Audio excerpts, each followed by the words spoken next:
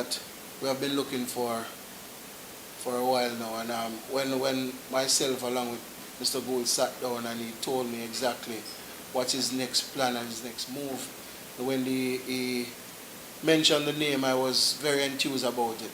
Spoke with Wally a couple of times this week, and this man, trust me, has the brain of the football.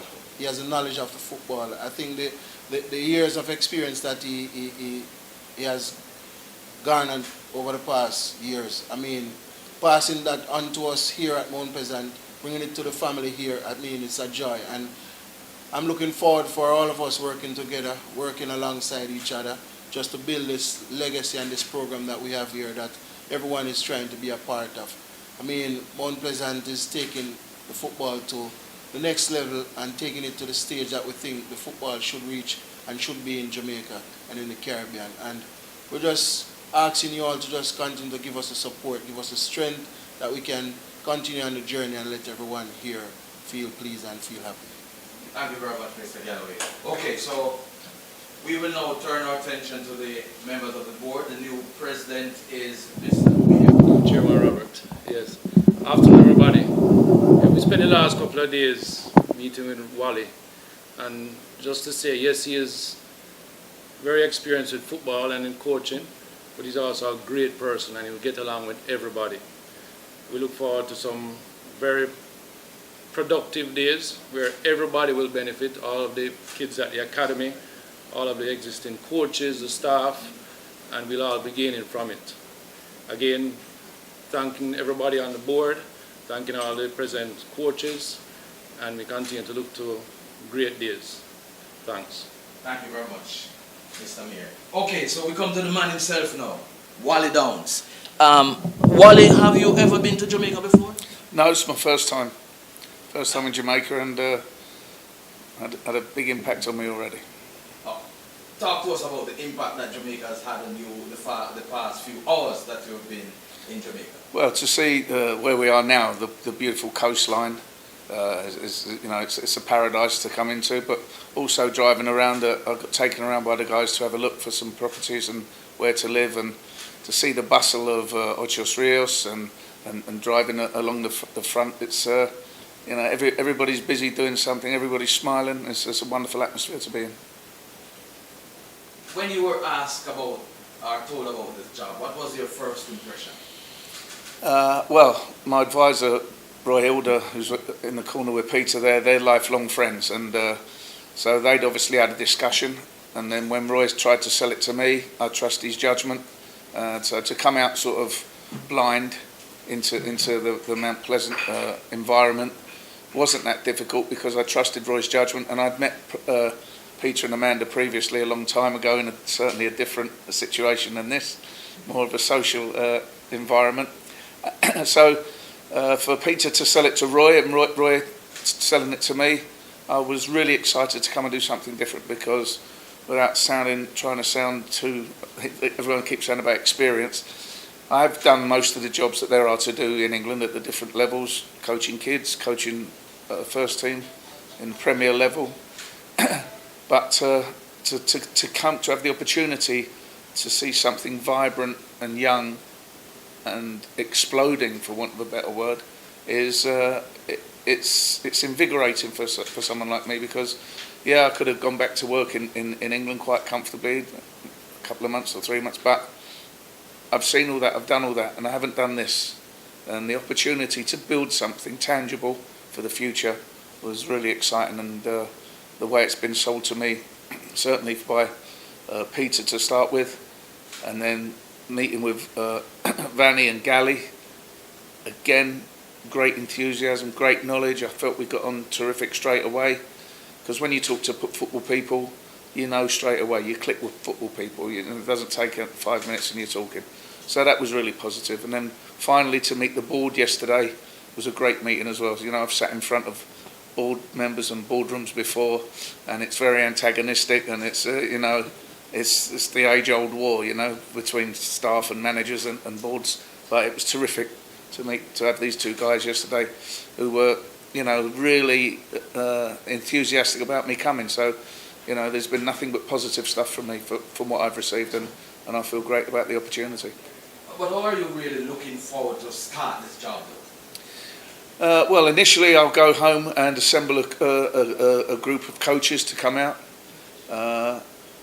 Vanny's got his curriculum and he's set up for the year with the education and the football.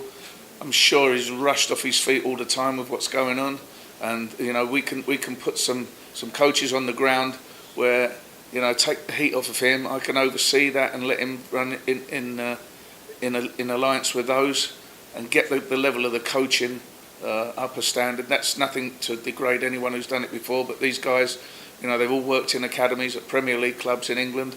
So, once we get that up and running within the next month, hopefully we'll be back and we'll get crack on from there. Any idea at this point as to some of the names that will be coming forward? No, because I've got to go back and assemble a list and do some interviews and see who's stupid enough not to want to come to Jamaica. So anybody who has second thoughts about it, I'm scrubbing off the list straight away. So they need to be as enthusiastic as I am to sell it to them. You spoke about Vanny and his team. What about the senior team and that team? Well, I saw the first training session today, and it's like any football group that I've ever been involved with. Come back on the first day, all shaking hands, all happy. You breeze into the training session. And the skill levels. You could have told me I was in England. You could have told me I was in America. It didn't matter where. There was just a group of footballers playing and enjoying themselves, and we're glad to be out there. So it was great. Great.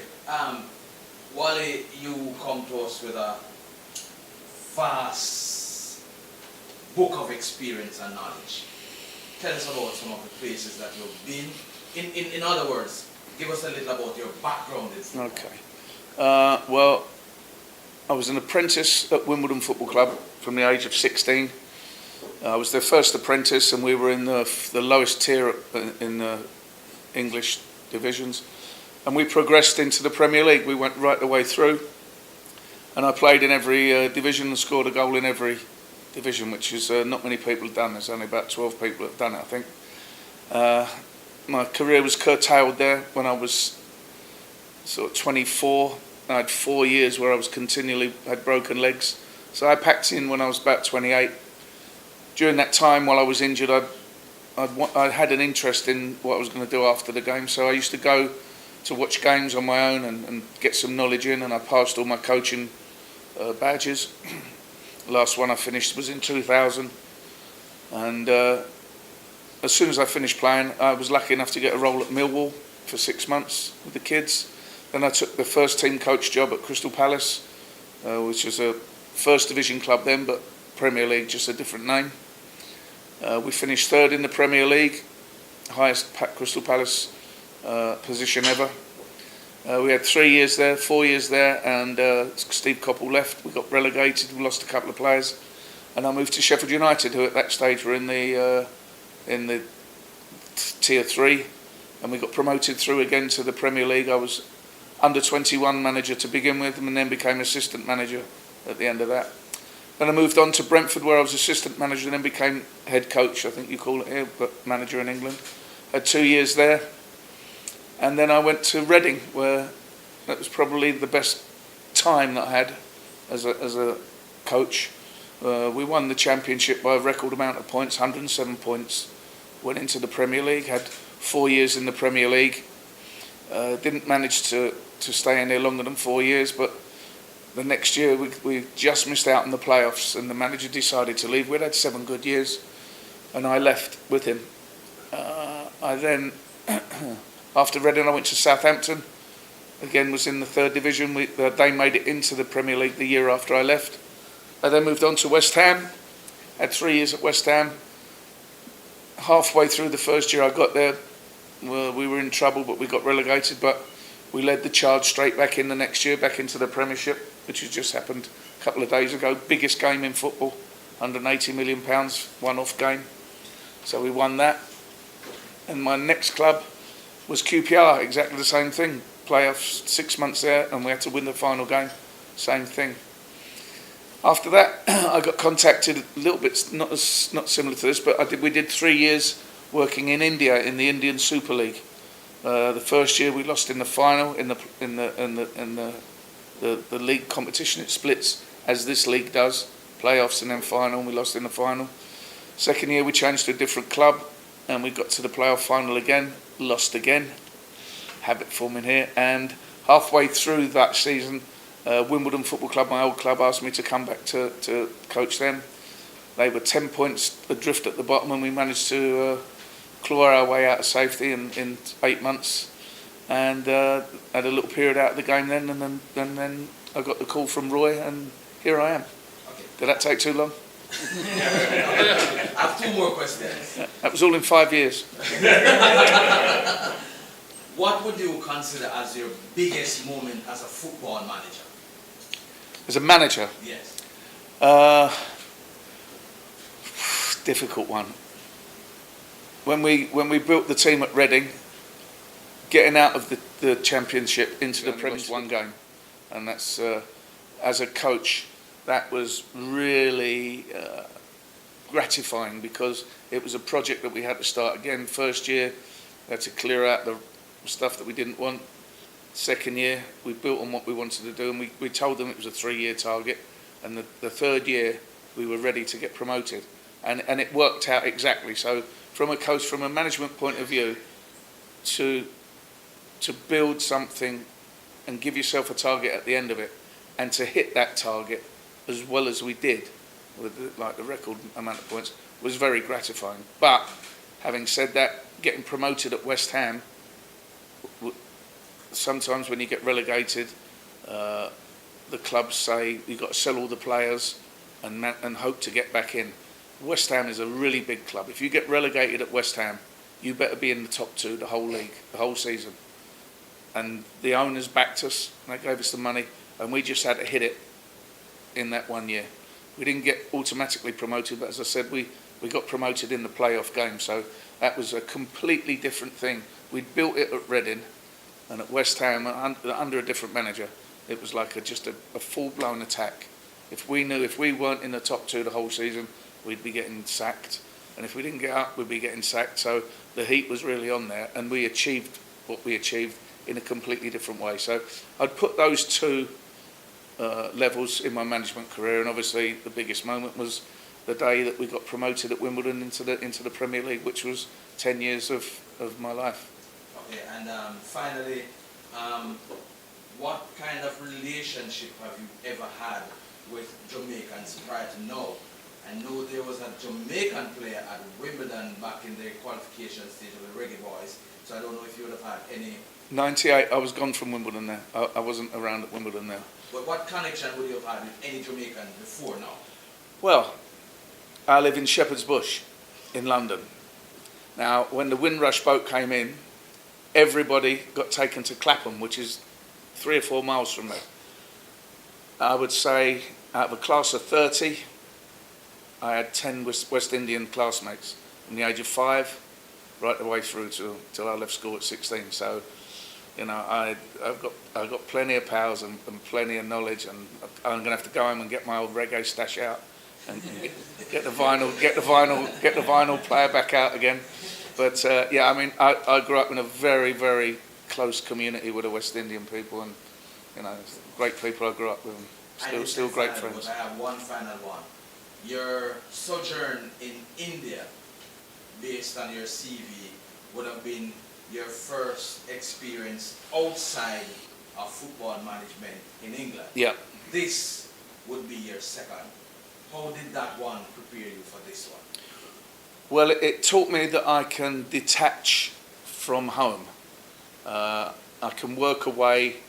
I can be alone on myself, and I'm not worried about missing family. That sounds an awful thing to say, but it taught me that I can detach myself from being homesick and missing people, and focus and concentrate on the job. Also, it taught me how to integrate with, Jesus Christ, 100 religions, a holiday every other day, you know, a complete social whirl and mix of people. You know, 4 or 5 religions in the same team, and having to get around that, and it throws up different challenges for you. and it just taught me that whereas I'd been in football in England and you roughly know the boundaries, you know what you got to do, but that just taught me that everything isn't black and white. There's different things you have to veer off, and different personality traits and different awareness that you have to have. So, I mean, that was a terrific grounding for coming to somewhere which again is a massive swirl and a big change for England. Great to have you with us, Wally. We're looking forward to the relationship. We're looking forward to this relationship bearing rich rewards. And we want to say thank you for coming, for accepting to come here. And as I said, we're looking forward to a great relationship.